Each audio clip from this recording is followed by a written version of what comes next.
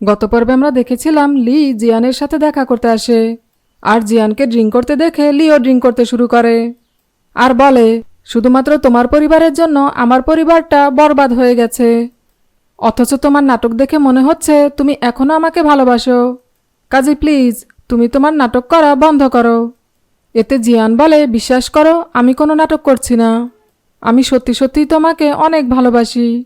এই বলে লিকে কিস করতে শুরু করে আর দুজনে একটা রোমান্টিক নাইট স্পেন্ড করে। এরপর সকালবেলা জিয়ানের যখন ঘুম ভাঙে তখনও দেখে যে লি ওকে কোনো কিছু না বলেই সেখান থেকে চলে গেছে। আর এতে জিয়ান অফিসের সামনে গিয়ে লিয়ের জন্য অপেক্ষা করতে থাকে। আর লি যখন অফিসে আসে তখন লিকে দেখে জিয়ান বলে, তুমি যেভাবে লিনজিকে সামলে নিয়েছো সেটা দেখে আমি ভীষণ মুগ্ধ হয়েছি। এতে লি জিয়ানের কাছে গিয়ে বলে, গতকাল রাতে আমিও তোমাকে দেখে মুগ্ধ হয়েছি। এটা শুনে জিয়ান মনে মনে হাসতে থাকে, যেটা কিনা দূর থেকে ঝাও জিয়ান দেখে ফেলে আর ভীষণ জেলাস ফিল করে।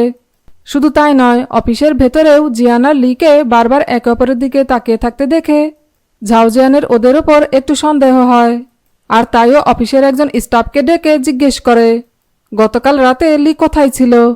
এতে লোকটি বলে, গতকাল রাতে মিস লি মিস্টার জিয়ানের সাথে ওনার বেডরুমে ছিল।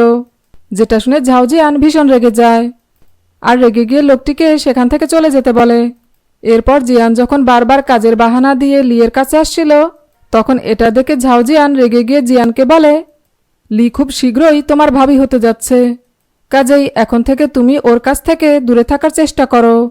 এতে জিয়ান বলে, এখনো কিন্তু তোমাদের বিয়েটা হয়নি, আর কে জানে আদৌ তোমাদের বিয়েটা হবে কিনা।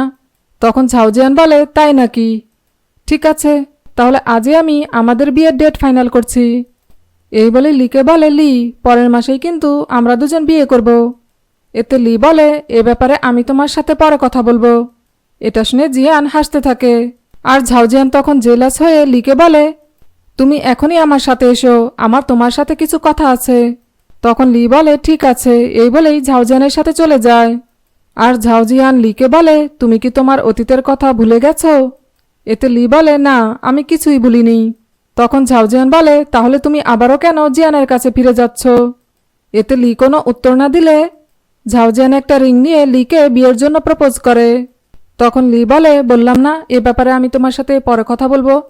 যেটা শুনে ঝাও জিয়ান রেগে গিয়ে লিয়ের সাথে খারাপ ব্যবহার করতে থাকে আর বলে, আমি তোমার জন্য এত কিছু করছি অথচ তুমি এখনো পর্যন্ত আমাকে একটু ভালোবাসতে পারলে না।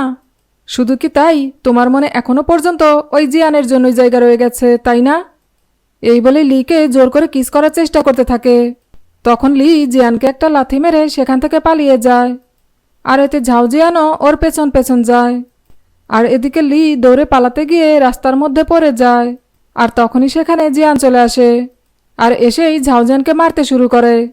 আর ঝাও জিয়ানকে মেরে জিয়ান যখন লিকে কোলে তুলে নেয় তখন ঝাও জিয়ান চিৎকার করে লিকে বলে, তোমার বাবার মৃত্যুর পেছনে কিন্তু জিয়ানও জড়িত ছিল। এটা শুনে জিয়ান লিকে বলে, তুমি কি ওর কথা বিশ্বাস করো। এতে লি বলে, না আমি তোমাকে বিশ্বাস করি। তখন জিয়ান লিকে গাড়ির ভেতরে নিয়ে জড়িয়ে ধরে এবং ওরা দুজন একে অপরকে কিস করতে থাকে। আর এরই মধ্যে লিয়ের অনেক ঠান্ডা লাগছিল বলে জিয়ান ওকে বাড়িতে নিয়ে যায় আর ওর সাথে রোম্যান্স করতে থাকে।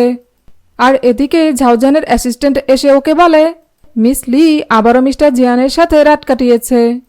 এটা শুনে ঝাও জিয়ান রেগে গিয়ে বলে, তুমি আর কখনো ওই মেয়েটার নাম আমার সামনে বলবে না। এই বলে লোকটিকে ধাক্কা দিয়ে ফেলে দেয় আর তারপর লিয়ের সাথে দেখা করতে যায় আর সেখানে গিয়ে লিয়ের কাছে ক্ষমা চায়। কিন্তু লিওকে ক্ষমা করে না, বরং উল্টো ওকে অনেক জোরে একটা লাথি মারে। আর এতে ঝাও জিয়ান এতটা ব্যথা পায় যে ও আর কোনো কিছু না বলে সেখান থেকে অনেক কষ্ট করে চলে যায় এবং কাউকে একটা ফোন করে বলে, এবার তুমি তোমার কাজ শুরু করে দাও। অপরদিকে লি জিয়ানের সাথে একটা জায়গায় ঘুরতে আসে আর সেখানে ওরা দুজন একসাথে বাচ্চাদের সাথে অনেক সময় কাটায়। এরপর লিকে চিয়ান ফোন করে বলে যে মা হসপিটাল থেকে পালিয়ে গেছে। আসলে চিয়ান হলো লিয়ের ছোট ভাই। আর এটা শুনে লি হসপিটালে যায় এবং সিসিটিভির ফুটেজ চেক করতে থাকে, কিন্তু সেখানে ওর মা যখন পালিয়েছে সে সময়ের কোনো ফুটেজ ও খুঁজে পায় না। যেটা দেখে লি বুঝতে পারে যে এসবের পেছনে আসলে ঝাও জিয়ানের হাত রয়েছে, যে কারণে ও ঝাও জিয়ানের সাথে দেখা করতে আসে আর এসেই ঝাও জিয়ানকে বলে, আমি জানি তুমি আমার মাকে কোথাও একটা লুকিয়ে রেখেছ। কাজেই তুমি যদি তোমার নিজের ভালো চাও তাহলে আমাকে বলে দাও আমার মাকে তুমি কোথায় লুকিয়ে রেখেছ। এতে ঝাউজিয়ান বলে, তুমি কি করে ভাবলে যে এত সহজে আমি তোমাকে সবকিছু বলে দেব?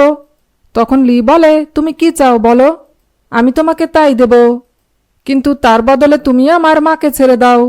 এতে ঝাউজিয়ান বলে, সত্যি বলছো? এই বলে লিকে কিস করতে গেলে তখনই সেখানে জিয়ান চলে আসে।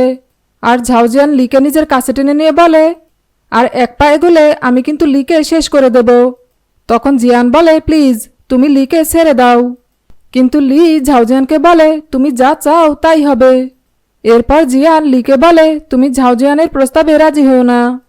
এমনও তো হতে পারে তোমার মা একাই হসপিটাল থেকে পালিয়েছে আর ঝাউজিয়ান শুধুমাত্র তোমাকে পাওয়ার জন্য সেই সুযোগটাই কাজে লাগাচ্ছে। আর এদিকে কতগুলো কিডন্যাপারকে দেখা যায় যারা কিনা বলতে থাকে অনেকক্ষণ ধরে ওই মহিলাটার কোনো সারা শব্দ পাওয়া যাচ্ছে না কেন। তখনই ওদের মধ্যে কেউ একজন বলে ওঠে, লিয়ের মা পালিয়েছে, যেটা শুনে সবাই ভীষণ চিন্তায় পড়ে যায়। অপরদিকে এই খবরটা যখন ঝাউজিয়ান জানতে পারে তখনও ভীষণ রেগে যায়। আসলে ঝাউজিয়ানই লিয়ের মাকে কিডন্যাপ করেছে। আর এদিকে লি যখন ওর মায়ের জন্য অনেক কান্নাকাটি করতে থাকে তখন জিয়ানোকে বলে, চিন্তা করো না, আমি তোমার মাকে খুঁজে বের করব। যেটা শুনে লি জিয়ানের ওপর ভীষণ রেগে যায় আর বলে, তোমাদের পরিবারের জন্যই আমার বাবা মারা গেছে আর এখন আমার মাও শান্তিতে বাঁচতে পারছে না। আর তখনই সিন ফ্ল্যাশব্যাকে দেখানো হয় যেখানে দেখা যায় লিয়ের বাবা মারা যাওয়ার পর লি জিয়ানের ওপর অনেক অত্যাচার করেছিল, কিন্তু জিয়ান যেহেতু লিকে অনেক ভালোবাসতো তাইও চুপচাপ লিয়ের সব অত্যাচার মুখ বুজে সহ্য করত।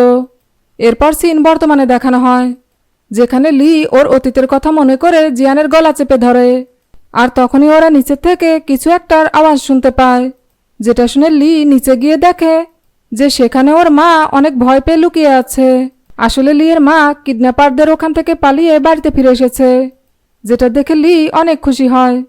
আর লিয়ের মাকে কিডন্যাপের পেছনে ঝাউজিয়ান জড়িত ছিল জেনে জিয়ান ভীষণ রেগে যায় আর রেগে গিয়ে অফিসে গিয়ে সবার সামনে ঝাউজিয়ানকে মারতে শুরু করে। ভিডিওটি যদি আপনাদের ভালো লেগে থাকে তাহলে এর পরের পর্বগুলো দেখার জন্য চ্যানেলটি লাইক, শেয়ার, কমেন্টস এবং সাবস্ক্রাইব করবেন।